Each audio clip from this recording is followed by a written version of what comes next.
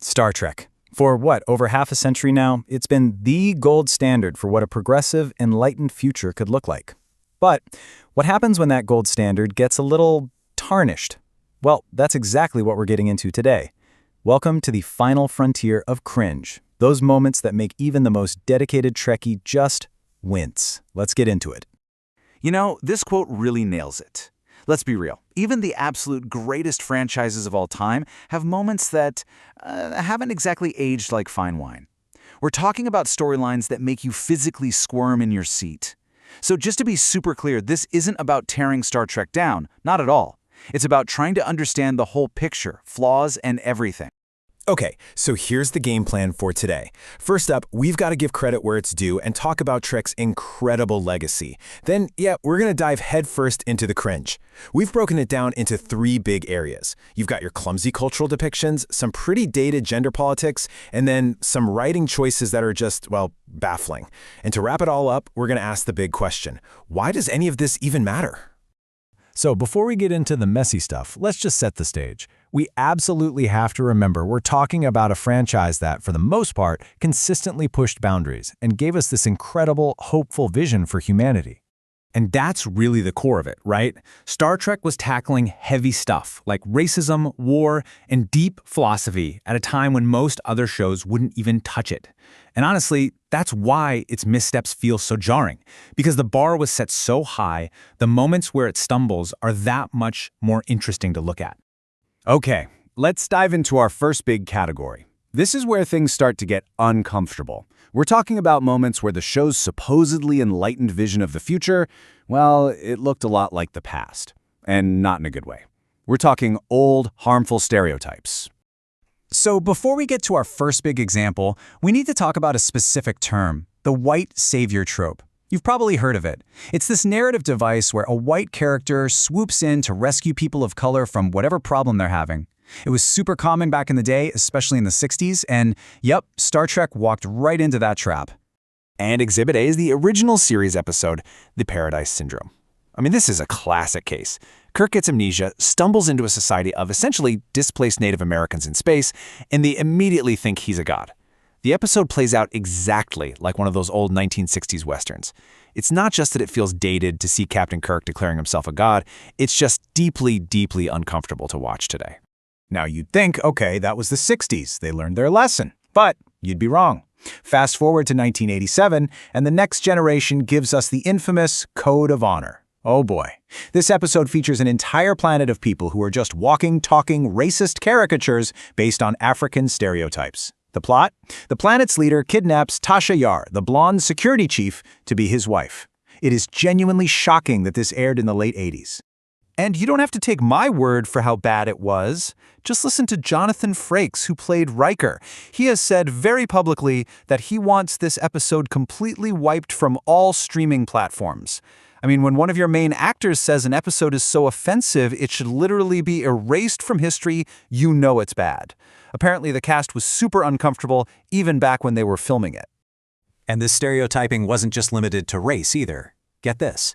Another TNG episode, Up the Long Ladder, introduces us to the Space Irish.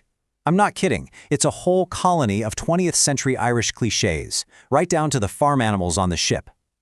Their leader, this guy Danilo O'Dell, is so cartoonishly over the top that he basically steamrolls the entire plot. Any serious message the episode might have had just goes right out the airlock.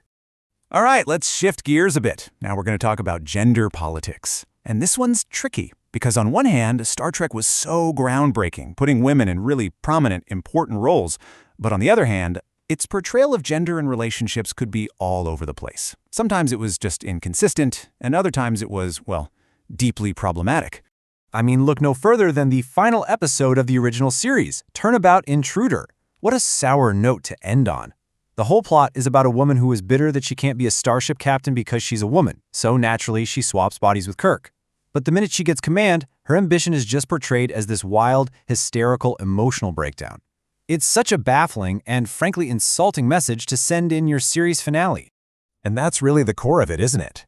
The episode basically says that an ambitious woman is an unstable woman. It punishes her for wanting power.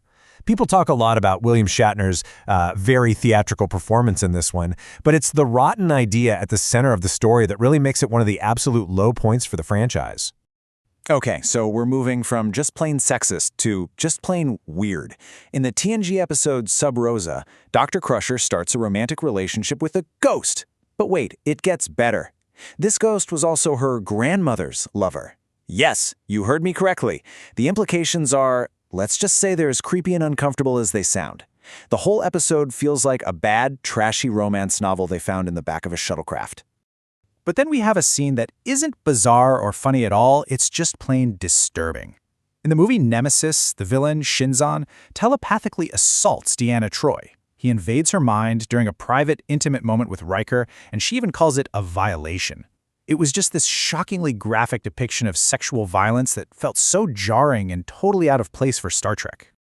Okay, on to our last category of cringe. These are the moments that aren't necessarily offensive in the same way, but these still make you wince.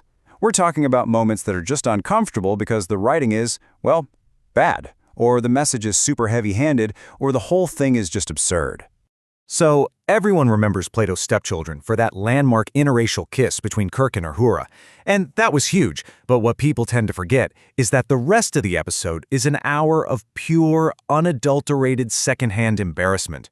You've got these powerful aliens using their minds to force the crew to do humiliating things. And the absolute rock-bottom moment? Making a little person get on all fours and ride Captain Kirk like he's a horse. It's just so hard to watch.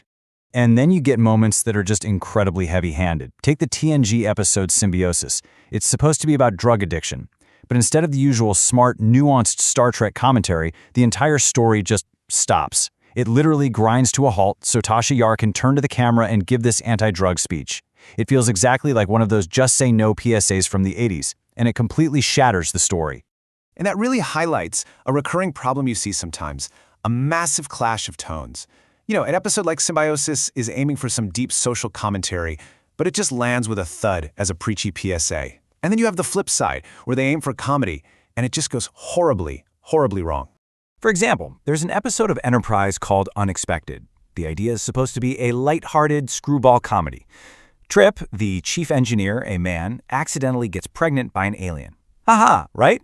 Except the reality of a non-consensual pregnancy, of growing weird alien body parts, that's not really comedy, is it? It's unsettling body horror that's played for laughs, and it does not work. At all. So, after wading through all that cringiness, you might be asking, what's the point? Why even bother picking apart the flaws of a franchise that so many of us love? Well, here's what it all comes down to, I think. Pointing out these flaws doesn't erase all the great things about Star Trek, not by a long shot. What these moments do is they act like little time capsules, right? They show us the cultural blind spots of the time they were made. They're a powerful reminder that our own understanding of social issues is always changing and evolving. In a way, they're a lesson in what progress actually looks like. And that really leaves us with one final big question to think about. If a show as brilliant and genuinely forward-thinking as Star Trek could have such massive blind spots, what are we watching right now? What enlightened TV show today is going to make audiences in 50 years just shake their heads and cringe? What are our blind spots?